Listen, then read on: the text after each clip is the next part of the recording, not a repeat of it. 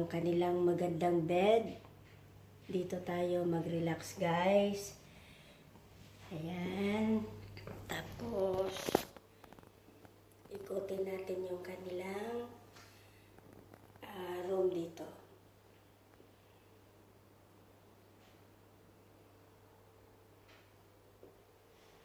Meron silang kitchen doon.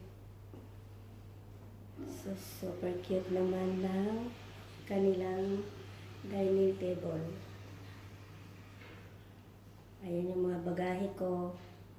Kalat mo na yan. Mamaya ko na ayusin yan. Ayan. Ito yung maliit na sofa. Wow.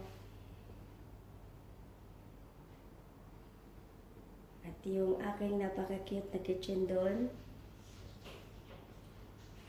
Samahan niyo ako, guys, sa aking paglalakbay dito.